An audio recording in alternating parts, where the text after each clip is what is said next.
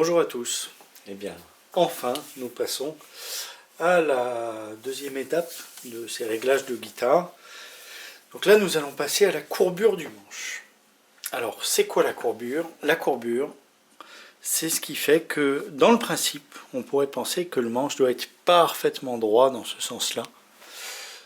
Que le plus droit sera le mieux, puisque après, on se dit que les frettes vont toucher. Mais il se trouve que dans la pratique, alors certains luthiers, eux, pratiquent le manche parfaitement droit.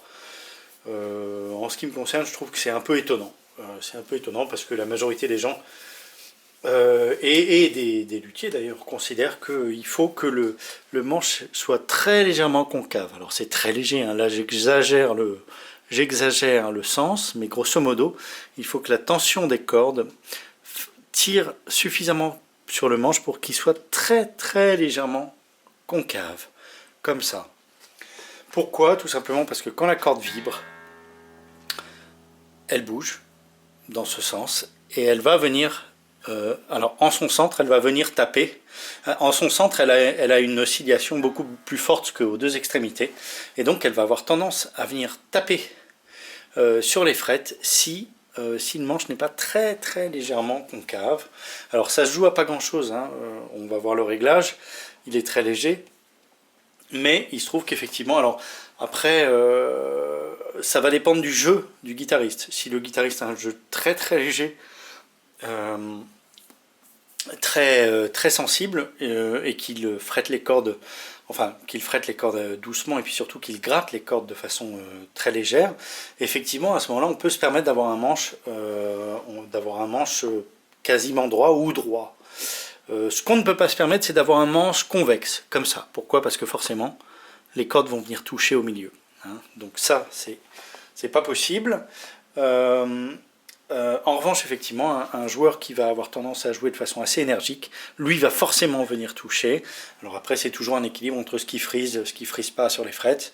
Mais grosso modo, voilà, selon le manuel de chez Fender, puisqu'on est sur une Simili Stratocaster, on est censé avoir, que je ne vous dise pas de bêtises, 0,010 pouces à la 8e case, hein, donc 3, 5, 7, 8, celle-ci, une fois qu'on a fretté la première et la dernière frette.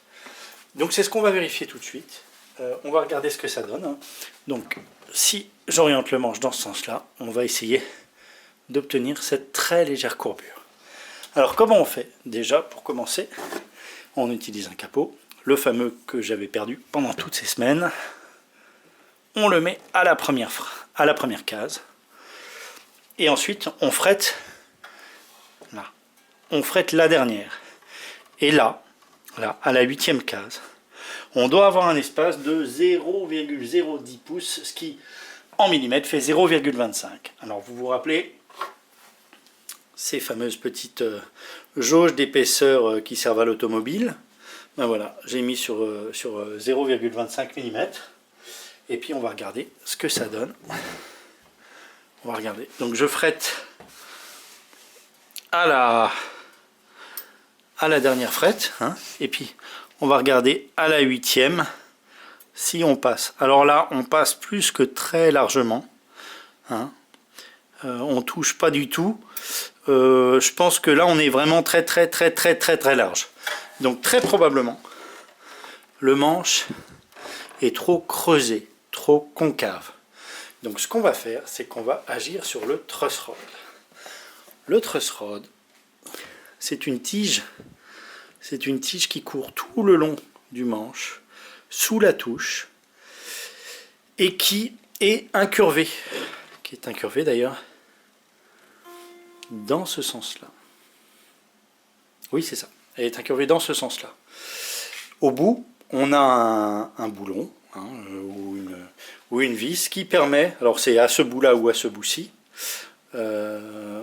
qui permet donc, en vissant, de tirer et de contraindre le manche à se courber dans ce sens-là. Vous comprenez que les cordes tirant dans ce sens-là, elles vont avoir à tirer le manche dans ce sens-là. Donc en resserrant le truss rod, ça s'appelle le truss rod, on va avoir tendance à compenser cette action en faisant aller le manche dans ce sens-là, jusqu'à obtenir ce dont on a besoin. Alors, il existe plusieurs types de truss rod, plusieurs types de réglages. Il y en a qui se règlent ici, c'est les plus simples. Il y en a qui se règlent au talon, parfois sur le côté. Parfois, on est obligé complètement de démonter le manche, puisque c'est une vis qui se trouve sur le talon du manche. C'est un enfer absolu. D'ailleurs, je vous ferai une petite vidéo là-dessus avec une Stratocaster. C'est une horreur absolue, puisque c'est très embêtant à régler, hein, puisque on est obligé à chaque fois de démonter le manche, faire une action, et puis revenir, le remonter et vérifier ce que ça donne. Et enfin, certaines guitares modernes ont aussi un réglage à l'entrée du manche. Attendez, je dois en avoir une. Là, vous voyez, on a le réglage qui se fait ici. Voilà, hein, c'est par une roue qui tourne. Voilà, il suffit juste de mettre un axe, de tourner, et on a le réglage directement accessible. Donc ça, ce sont les pratiques. Heureusement, celle-ci, ça se fait de ce côté-ci avec une clé Allen. On va regarder ça tout de suite. Alors voilà le détail un petit peu. On voit qu'au fond de ce trou, il y a un écrou hexagonal dans lequel on va insérer une clé Allen. Voilà, ou clé hexagonale, c'est selon. Donc on va essayer ça tout de suite. Pour régler ce truss rod, on insère une clé Allen dans l'écrou. Voilà. Et on vérifie qu'on a une action qui est possible dans les deux sens. On vérifie toujours, on commence toujours par desserrer. Donc je rappelle que pour desserrer, sens inverse des aiguilles d'une montre, et serrer, sens des aiguilles d'une montre. C'est toujours ça. Les Anglais disent righty tidy, lefty loosey. Voilà, donc vers la gauche, c'est pour défaire, loosey, c'est pour le rendre plus lâche, et righty tidy, c'est pour serrer. Voilà. Mais bon, grosso modo, dans le sens des aiguilles d'une montre, on serre, dans le sens inverse, on desserre. Donc là, le truss rod va bien dans les deux sens. Si on s'aperçoit qu'en essayant de le serrer plus, on ne peut pas aller plus loin, c'est probablement qu'on est au bout. Il ne faut pas insister, parce que si on est en réalité au bout du truss rod, on risque de le casser. Et là, c'est une réparation qui vaut extrêmement cher, qui n'est valable que dans des guitares de très grand prix, parce que il faut retirer la touche du manche, il faut retirer le truss rod. Enfin, c'est quand même assez compliqué. Il y a des gens qui ont des trucs pour essayer de régler le problème, mais grosso modo, c'est une réparation qui vaut très très cher. Donc, n'insistez pas si vous sentez que ça ne va pas plus loin en serrant, laissez tomber. Et au pire, quand on sent que l'action fonctionne pas très bien, ce qu'on peut faire, c'est le desserrer complètement, donc entièrement dévisser, et mettre un petit peu de vaseline pour faciliter le travail de l'écrou. Là, ça n'est pas le cas. Donc écoutez, ce qu'on va faire, c'est qu'on va donc le serrer. Hein, donc là, voilà, j'ai desserré ces deux cordes, hein, pour avoir une action possible. Et puis, grosso modo, on va aller resserrer petit à petit le truss rod.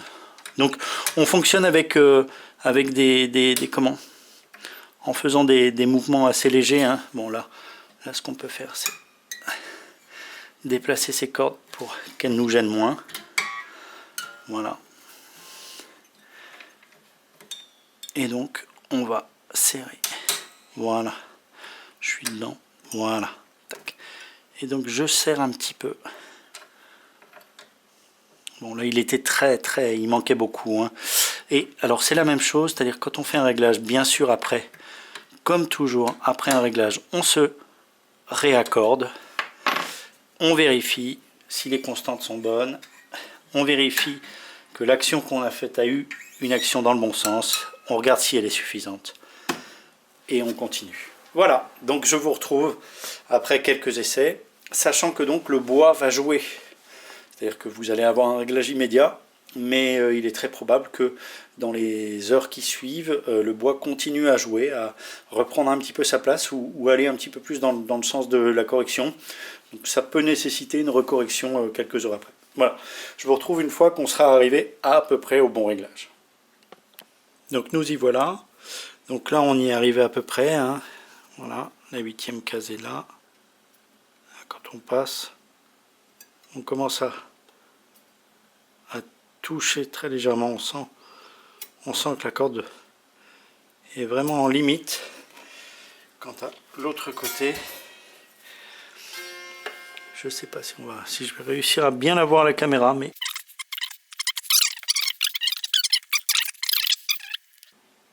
voilà. Donc on a dû ici quand même pas mal resserrer. J'ai dû faire plus d'un tour et demi, je pense presque 2 tours, ce qui est énorme. Donc il était vraiment très lâche. Donc là on a rattrapé ça. Maintenant on va passer au réglage suivant, qui est le réglage de l'action des cordes, à savoir la hauteur des cordes par rapport aux manches, ce qui se règle de ce côté-ci au niveau du chevalet. Voilà, ce sera ma prochaine vidéo. A bientôt à tous, merci de me suivre.